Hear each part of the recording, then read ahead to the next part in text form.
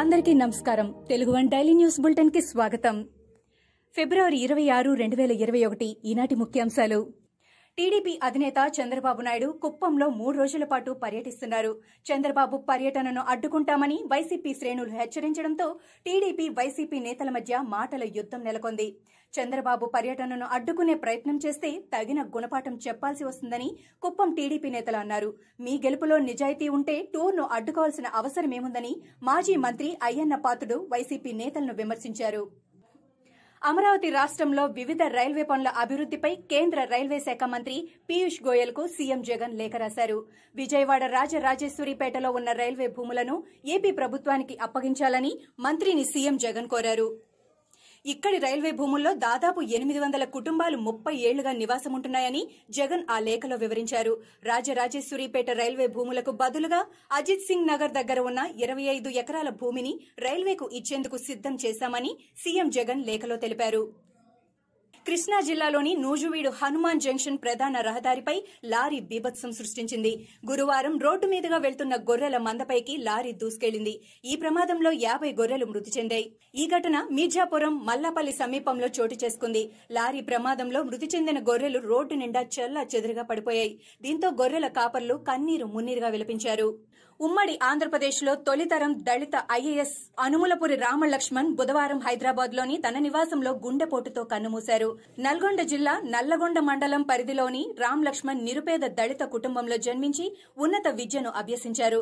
ప్రభుత్వ సంక్షేమ హాస్టల్లో చదివిన ఆయన ఉమ్మడి ఆంధ్రప్రదేశ్లో మొదటి తరం దళిత ఐఏఎస్ గా ఎంపికయ్యారు.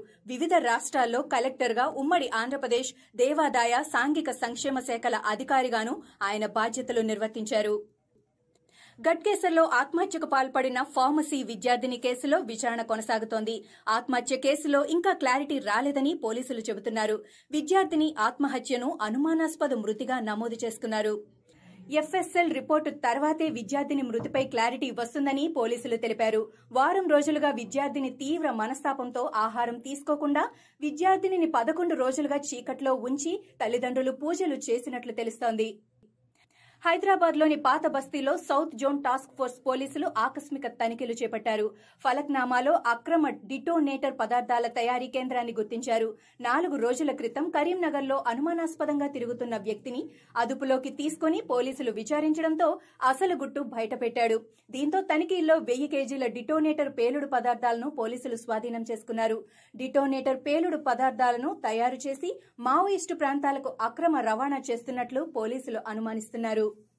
తమిళనాడులోని మదురైలో భారీ అగ్ని ప్రమాదం చోటు చేసుకుంది. టౌన్ హాల్ రోడ్లోని ఓ ఎలక్ట్రికల్ షాపులో ఒక్కసారిగా మంటలు చెలరేగడంతో భారీ ఎత్తున మంటలు ఎగసిపడ్డాయి. మంటలు భారీగా వ్యాపించడంతో చుట్టుపక్కల ఉన్న 15 షాపులు పూర్తిగా దగ్ధమయ్యాయి. స్థానికుల సమాచారంతో వెంటనే అక్కడికి చేరుకున్న అగ్నిమాపక సిబ్బంది మంటలను అదుపులోకి తీసుకువచ్చారు. కరోనా మహమ్మారిని అంతం చేసేందుకు అన్ని దేశాలు మూకుమ్మడిగా పోరాటం సాగిస్తున్నాయి. ఈ నేపథ్యంలో వ్యాక్సినేషన్ ప్రక్రియ అన్ని దేశాల్లోనూ వేగవంతంగా కొనసాగుతోంది. తాజాగా ప్రముఖ జాన్సన్ అండ్ జాన్సన్ తయారు చేసిన సింగిల్ డోస్ వ్యాక్సిన్ కోవిడ్-19 ను తరిమి కొట్టడంలో ప్రభావవంతంగా పనిచేస్తుందని అమెరికా శాస్త్రవేత్తలు ప్రకటించారు.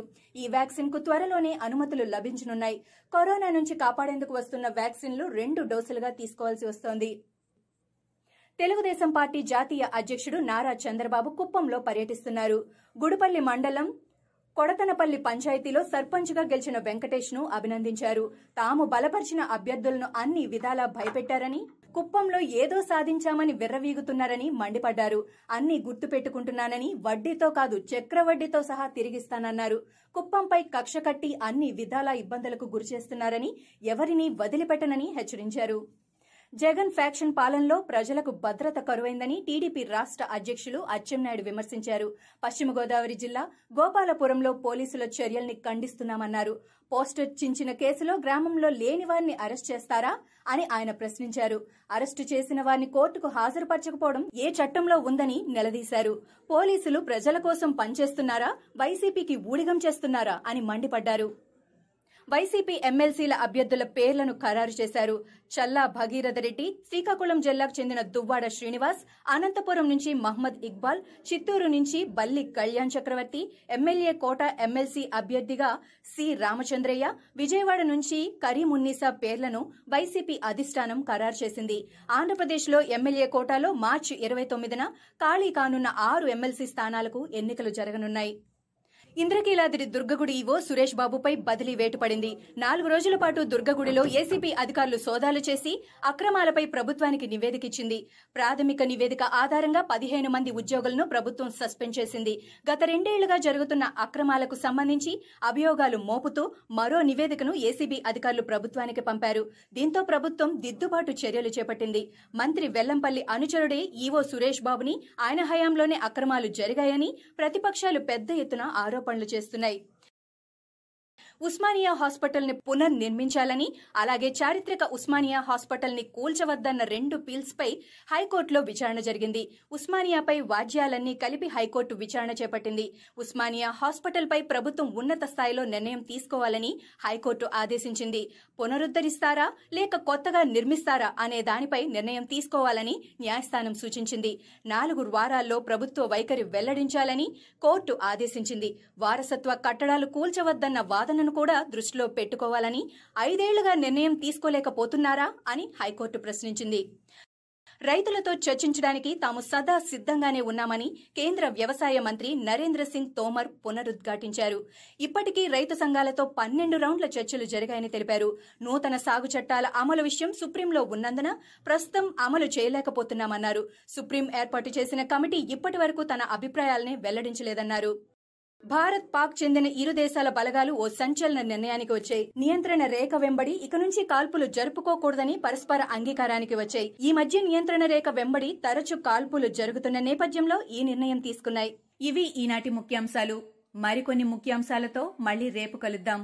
ఈ షోని క్రమం తప్పకుండా వినాలనుకుంటే మీరు ఈ షో వింటున్న ప్లాట్ఫామ్లో కానీ, లేదా గూగుల్ పాడ్కాస్ట్, యాపిల్ పాడ్కాస్ట్, గానా మరియు ఏ ఇతర పాడ్కాస్ట్ యాప్లోనైనా సెర్చ్ చేసి సబ్స్క్రైబ్ అవ్వండి. కొత్త ఎపిసోడ్ వచ్చినప్పుడు మీకు అప్డేట్ వస్తుంది. అంతవరకు సెలవు. నమస్కారం.